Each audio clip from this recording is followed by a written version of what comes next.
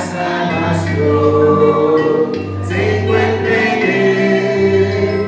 No hay otro nombre dado a los pobres, solamente en Cristo, solamente en Él.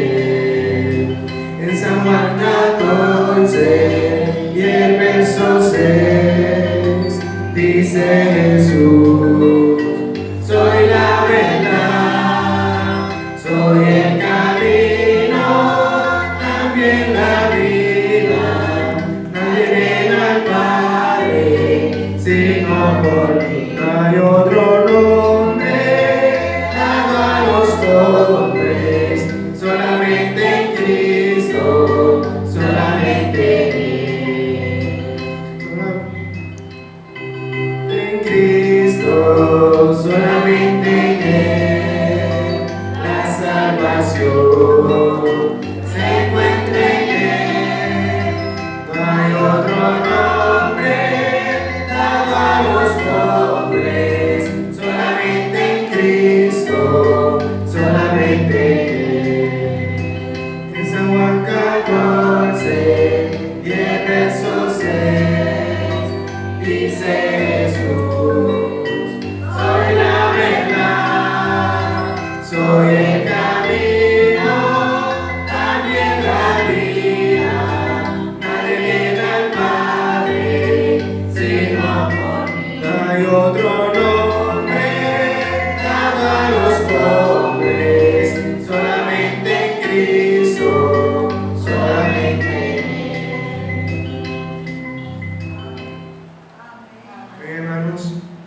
Bien, hermanos, ahora pasar nuestro hermano Gustavo Arias por la exhortación de la palabra de Dios. Así que vamos a ponernos sobre sus pies para así reverenciar este momento.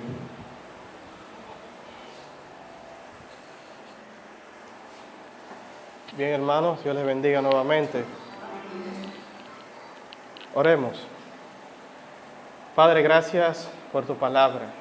Gracias por estar nuevamente en la congregación de los santos, entre tu pueblo, Señor, en tu casa de oración. Qué privilegio. Ha llegado el momento de la exposición de tu palabra y te pedimos, Dios mío, tu socorro. Somos siervos inútiles, incapaces, Dios mío, y merecedores de un privilegio tan grande de exponer la palabra del Creador del cielo y de la tierra. Ayúdanos, Señor. Ayuda a tu pueblo. Aliméntanos a través de ella. Te lo pedimos en el nombre de tu Hijo Jesucristo. Amén. Bien, hermanos, por favor abran sus Biblias. 2 de Timoteo, capítulo 3.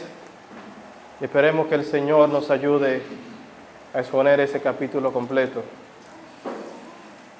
Me gustaba mucho ese coro. Solamente en Cristo, solamente en Él.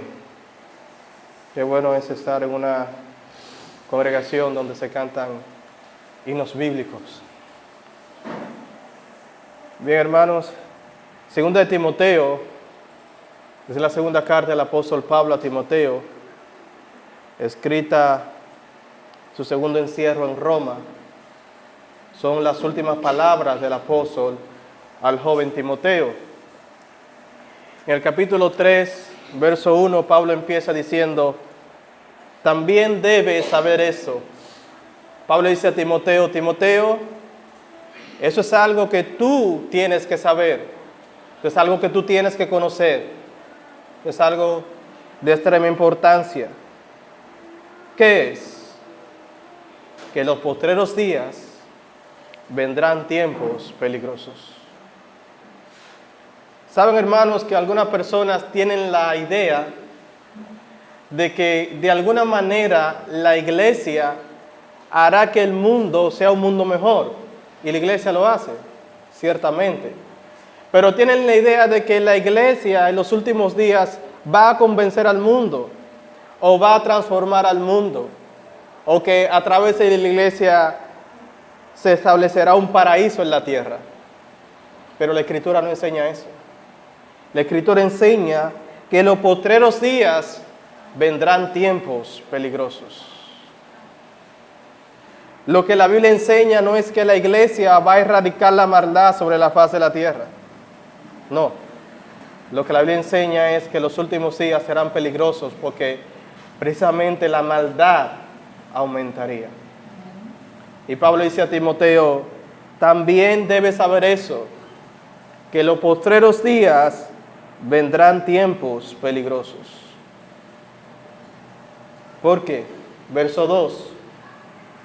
Porque habrá hombres amadores de sí mismos, avaros, vanagloriosos, soberbios, blasfemos, desobedientes a los padres, ingratos, impíos, sin afecto natural, implacables, calumniadores, intemperantes, crueles, aborrecedores de lo bueno, traidores, impetuosos, infatuados, amadores de los deleites más que de Dios. Mis hermanos, cabe resaltar que cuando Pablo dice a Timoteo aquí que los postreros días es una frase sinónima de los últimos tiempos. Y nosotros sabemos que estamos en los últimos tiempos, no por lo que dice la noticia, no por lo que dice el periódico, aunque ciertamente lo que dice el periódico apunta que estamos en los últimos tiempos. Nosotros creemos que estamos en los últimos tiempos porque la Biblia dice que estamos en los últimos tiempos. Por favor, acompáñenme a leer Primera de Juan, capítulo 2, verso 18. Primera de Juan, capítulo 2, verso 18, donde el apóstol Juan escribe y dice, hijitos, Primera de Juan, capítulo 2, verso 18, hijitos, ya es el último tiempo. Mis hermanos, ya estamos en los últimos tiempos. La frase los últimos tiempos comprende desde la primera venida de nuestro Señor Jesucristo hasta su segunda venida. Y mis hermanos, nosotros estamos viviendo los últimos tiempos. Y aunque el periódico diga lo contrario, en caso de que lo diga, estamos en los últimos tiempos. ¿Cómo Juan sabe que estamos en los últimos tiempos? Y según vosotros oísteis que el anticristo viene, así ahora han surgido muchos anticristos. Por eso sabemos que es el último tiempo. Sabemos, mis hermanos, que es el último tiempo por la oposición que hay a nuestro Señor Jesucristo. Pero lo que Pablo dice a Timoteo es que en los últimos tiempos, al final de los últimos tiempos, la maldad se aumentaría en picada. Él dice, porque habrán hombres amadores de sí mismos, avaros, vanagloriosos, soberbios, blasfemos, desobedientes a los padres, ingratos, impíos. Pablo está diciendo que en los últimos tiempos el carácter de los hombres iría en detrimento. Muy ajeno a lo que dice la psicología moderna, que el ser humano es un ente en constante evolución, en que está mejorando. La Biblia enseña precisamente lo contrario, que a medida que avanza el tiempo, el carácter moral de los hombres iría en decadencia. Y eso es lo que vemos hoy en día. Y Pablo da ciertas cosas particulares de los hombres de los últimos tiempos. Primero dice que serían amadores de sí mismos, es decir, serían egocéntricos, serían avaros, serían amantes al dinero, serían vanagloriosos, es decir, serían inflados, serían soberbios, es decir, tendrían un concepto elevado de sí mismos, serían blasfemos, no tendrían respeto de las autoridades celestiales, no tendrían respeto por las cosas sagradas, serían blasfemos, desobedientes a los padres, es decir, que esos hombres desobedecerían aún la autoridad más tierna que Dios ha puesto sobre la tierra, a los padres. Y si alguien es desobediente a su propio padre que lo crió, le dio la vida, el ente que Dios usó para darle la vida, ¿qué se espera de ellos? Bueno, que sean ingratos. Serían hombres que no sabrían agradecer, serían ingratos, impíos. Serían ingratos. Y la siguiente descripción del capítulo 13 cae. Cuando alguien no agradece ni siquiera a sus padres, ¿qué se espera de alguien? Que sea sin afecto natural. Es decir, que aún las cosas que de manera natural se espera de una persona que haga, el bien que se espera de manera natural, ni eso tendrían. ¿No? Nosotros esperamos que los niños, los hijos, amen a los padres, y eso no hay que enseñárselo, eso se espera de manera natural de ellos. Por eso esos hombres no tendrían afecto natural de ningún tipo. Serían implacables. Es decir, ellos querrían llevar su voluntad por encima de quien sea. Calumniadores. Hablarían en contra de cualquier persona sin temor alguno. Intemperantes. Crueles. Aborrecedores de lo bueno. Traidores, impetuosos, infatuados. Es decir, esos hombres se serían inflados en cuanto a sus propias personas, amadores de los deleites más que de Dios. Y eso es lo que se ve hoy en día. Pero también, mis hermanos, es interesante que varias de estas características que Pablo dice aquí a Timoteo de los hombres en los últimos días son precisamente una distorsión de una de las cualidades principales de Dios. Nosotros sabemos que Dios es amor. El que no ama no ha conocido a Dios, porque Dios es amor. Esos hombres tendrían el amor completamente distorsionado. Miren, ellos se amarán a sí mismos, no amarían al prójimo. Serían avaros, es decir, amantes al dinero. Serían ingratos, impíos. Serían amadores de los deleites más que de Dios. Es decir, la principal característica es que el amor, aún el amor, lo más puro que se puede encontrar en un ser humano, lo tendrían completamente corrompido. Pero mis hermanos, la Biblia enseña que siempre han habido hombres así. Siempre han habido hombres ingratos, siempre han habido hombres impíos, siempre han habido hombres traidores. Por favor, vaya conmigo al libro de Romanos, capítulo 1, para que usted vea la acusación que Pablo le hace a los hombres en esos días. Libro de Romanos, capítulo 1.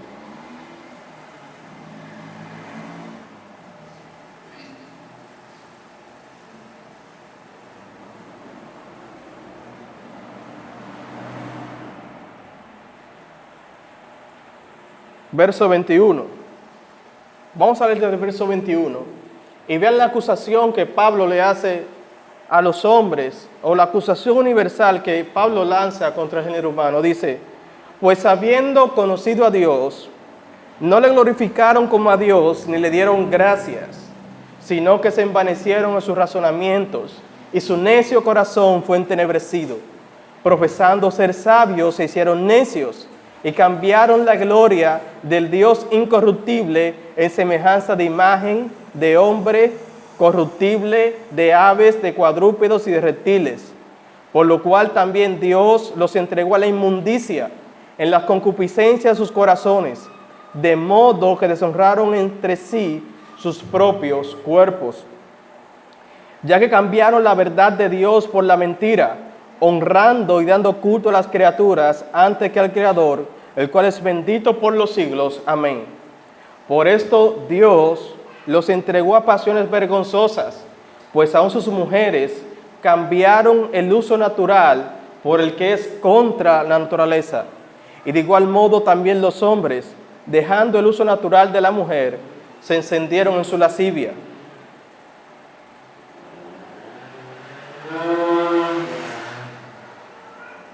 Se encendieron en su lascivia unos con otros, cometiendo hechos vergonzosos, hombres con hombres, y recibiendo en sí misma la retribución debida a su extravío. Y como ellos no aprobaron tener en cuenta a Dios, Dios los entregó a una mente reprobada para hacer cosas que no convienen, estando atestados de toda injusticia, fornicación, perversidad, avaricia, maldad, llenos de envidia, homicidios, contiendas, engaños y malignidades, murmuradores, detractores, aborrecedores de Dios, injuriosos, soberbios, altivos, inventores de males, desobedientes a los padres, inicuos, desleales, sin afecto natural, implacables, sin misericordia. Esa es la acusación que Pablo hace del género humano, de la pecaminosidad del género humano. Mis hermanos, siempre han habido hombres así. Pero ¿qué caracteriza los últimos tiempos que harán o qué tiene particular esa maldad de los últimos tiempos? Vaya conmigo de nuevo a 2 Timoteo capítulo 3. Dice el verso 5.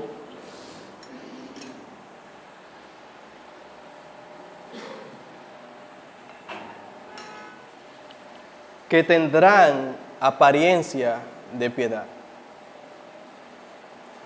Lo que Pablo le está diciendo a Timoteo es que esos hombres que tienen tal grado de maldad aparentarán que son cristianos. Tendrán apariencia de piedad. Mis hermanos, vivimos en unos días en que no se sabe quién realmente es cristiano y quién no. Vivimos en unos días en que el mundo ha sentido una desconfianza producto de algunos escándalos que ha visto por maldades que se han manifestado desde dentro de ciertas iglesias. Eso es precisamente lo que Pablo le está diciendo a Timoteo, que tendrán apariencia de piedad. Es decir, serán lobos rapaces disfrazados de ovejas. Eso es lo que los hace peligrosos. Yo puedo correr a un lobo si veo que es un lobo, pero si está disfrazado de oveja, el lobo es más peligroso todavía. Que tendrán apariencia de piedad, pero negarán la eficacia de ella. Es decir, esos hombres tendrán la etiqueta, como decía el pastor ahorita, esa mañana, tendrán la etiqueta de que son cristianos, pero su contenido será de impiedad. ¿Qué tenemos que hacer? ¿Qué tiene que hacer Timoteo con esos hombres? ¿Predicar el evangelio? ¿Convencerlos? ¿Traerlos al camino? No, mis hermanos. Ve lo que dice el verso 5. A estos evita. Es decir, no tengas contactos con ellos. No te mezcles con ellos. No te ligues con ellos. A esos evita. ¿Por qué? Porque esos son los que se meten en las casas y llevan cautivas a las mujercillas cargadas de pecado. ¿Ven algo similar, mis hermanos, a lo que hizo la serpiente en el jardín del Edén? ¿A quién atacó la serpiente? ¿A quién acudió la serpiente para engañar? A la mujer. Y esos hombres, como instrumentos de Satanás, usan la misma estrategia. Se meten en las casas y llevan cautivas a las mujercillas. Es decir, lo que Pablo está diciendo es que el blanco de esos hombres, el blanco principal, son las mujeres. Y llevan cautivas a las mujercillas cargadas de pecados, arrastradas por diversas concupiscencias. Bien decía alguien, mis hermanos, es difícil que una herejía se meta en una iglesia sana. Si una iglesia tiene oficiales que vigilan por la iglesia, pero ¿quién vigila la iglesia cuando los miembros están en su casa? Es ahí donde Satanás ataca. Ellos se meten en las casas y atacan a las mujeres y la llevan cautivas o la cautivan a los pecados, a sus concupiscencias. Verso 7. Esas siempre están aprendiendo y nunca pueden llegar al conocimiento de la verdad. Y de la manera que Jes y Jambres resistieron a Moisés, así también esos resisten a la verdad, hombres corruptos de entendimiento, réprobos en cuanto a la fe. Lo que Pablo está diciendo no es que esos hombres son víctimas del engaño, que son almas inocentes que de alguna manera fueron engañadas. No, ellos se oponen a la verdad. Ellos se resisten a la verdad, así como James y Jambres resistieron a Moisés. Verso 9, mas no irán más adelante porque su insensatez, es decir, su necedad, será manifiesta a todos, como también lo fue la de aquellos. Pero tú, ¿qué debes hacer, Timoteo? ¿Ok? Ese es el problema. Vivimos en tiempos peligrosos porque están esos hombres que son engañadores, lobos rapaces vestidos de ovejas, latas con etiquetas de cristianos pero llenos de corrupción. ¿Qué debemos hacer nosotros? Verso 10. Pero tú has seguido mi doctrina. Punto número 1. Seguir su doctrina, es decir, tú has seguido las verdades que yo te he enseñado. Segundo, mi conducta. Tercero, mi propósito. Cuarto, mi fe. Quinto, mi longanimidad, amor y paciencia. Lo que Pablo está diciendo a Timoteo es, Timoteo, tú has seguido mi ejemplo. Ahora fíjense cómo es el ejemplo. Primero se conoce la doctrina, y la doctrina entonces es la que cambia la conducta. Y una vez que se cambia la conducta, tenemos un propósito diferente, vivimos bajo una fe, tenemos una longanimidad, es decir, una paciencia amorosa, seguimos un amor y tenemos una paciencia. Tú has seguido mi doctrina, conducta, propósito, fe, longanimidad, amor, paciencia. Verso 11. También has seguido padecimientos, persecuciones, como lo que me sobrevivieron en Antioquía, en Iconio, en Listra, persecuciones que he sufrido, y de todas me ha librado el Señor. Alguien diría, bueno, eso fue Timoteo en aquel tiempo. Eso fue la era apostólica que se persigue a los cristianos. Mis hermanos, vivimos en un mundo que es antagónico al Señor. Vivimos en un mundo que es antagónico, opuesto, enemigo de Dios. El ser humano es enemigo de Dios.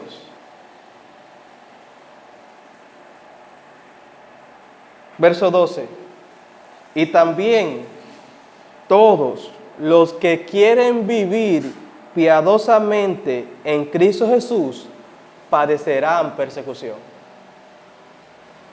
Mis hermanos, no estamos exentos de las persecuciones. Lo que la Biblia promete no es que el cristiano, porque vive en los caminos del Señor, va a caminar en un mundo o en un camino lleno de rosas. No. Lo que la Biblia enseña es que el cristiano en este mundo padecerá persecuciones. Jesucristo antes de partir dijo, mi paz os dejo, mi paz os doy. Yo no la doy como el mundo la da. Pero Él también dijo, en el mundo siempre tendréis aflicción, pero confiad, yo he vencido al mundo. Lo que Cristo promete no es una vida sin aflicción, sino acompañarnos en medio de las aflicciones. También todos los que quieren vivir piadosamente en Cristo Jesús padecerán persecuciones, mas los malos hombres y engañadores irán de mal en peor, engañando y siendo engañados. Bien dijo el Señor que los hijos de este siglo son más sagaces con el trato de sus semejantes que nosotros. ¿Qué es lo que quiere decir el Señor? Mis hermanos, los impíos se entienden entre ellos y los impíos se llevan bien entre ellos. Son de una misma simiente, son hermanos, tienen un padre diferente y ellos son más sagaces en el trato entre ellos mismos que nosotros. Verso 14. Pero persiste tú en lo que has aprendido y te persuadiste sabiendo de quién has aprendido. Pablo llama a Timoteo a que persevere en las cosas que él ha aprendido. Primero se decía de la doctrina, ahora llama a que persevere en las cosas que has aprendido, sabiendo de quién has aprendido. Pregunta, ¿de quién aprendió Timoteo? ¿De quién? No, Timoteo. De Pablo. Bueno, Timoteo aprendió de Pablo, pero ¿de quién Pablo está diciendo? Sabiendo de quién has aprendido. Su mamá y su abuelo. En la primera carta, Pablo escribe a Timoteo, y que desde la niñez ha sabido las Sagradas Escrituras, verso 15, las cuales te pueden hacer sabio para salvación por la fe que es en Cristo Jesús. ¿De qué él aprendió? De su abuela Loida y de su madre Eunice. Mis hermanos, Timoteo era un hombre de Dios, apto para el servicio de Dios, no porque fue a un seminario. Timoteo era apto para el servicio porque lo aprendió de su madre y de su abuela. El conocimiento que Timoteo tenía, que lo calificaba para el pastorado, no era el conocimiento de Pablo. Sí, eso lo enriquecía, pero el conocimiento fundamental fue el que él aprendió en las piernas de su abuela, en los labios de su madre. Dice aquí, verso 15, y que desde la niñez ha sabido las Sagradas Escrituras. ¿Cuándo Timoteo aprendió las Escrituras? Mis hermanos, eso nos da una bofetada a nosotros. ¿Sabe qué nos enseña eso?